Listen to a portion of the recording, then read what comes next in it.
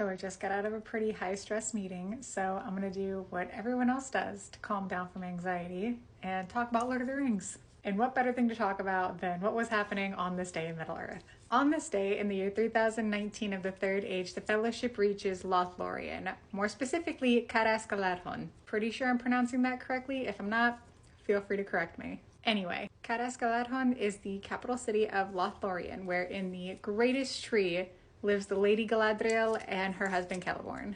That is where the Fellowship meets Galadriel and Celeborn for the first time. We see them there briefly in the movies, but if you've read the book, you know that they stay there for a month to recover from their journey through Moria. The city was thriving during the Third Age due to the powers Galadriel possessed, amplified through her ring Nenya. However, during the Fourth Age, it was more or less emptied. After Galadriel set sail for the Undying Lands, it was said that Celeborn left to reside in Imladris, and very few of the Galadriel stayed behind in Lothlórien. On to something a little bit nerdier.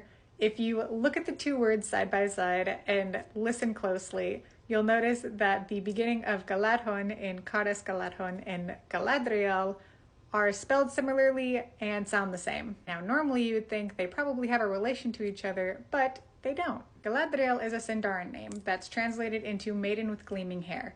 Now, there are other translations, but they all basically come back around to her and her golden, shimmering, shining hair. And that's due to the Galad in her name being spelled Galad, translating to light. And then you have Caras Galadhon, which is Sylvan, that translates to Fortress of Trees. The Galad in Galadhon being spelled Galadh, translating to of trees. Caras Galadhon does share a name with someone, it's just not Galadriel. It's actually her husband's father that the realm shares a name with.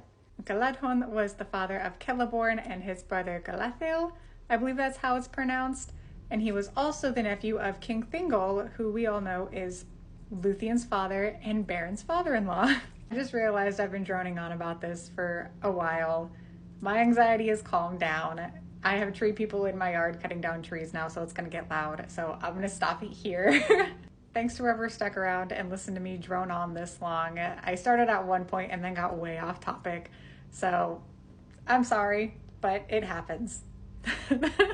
Lord of the Rings never fails to put me in a better mood, so yeah.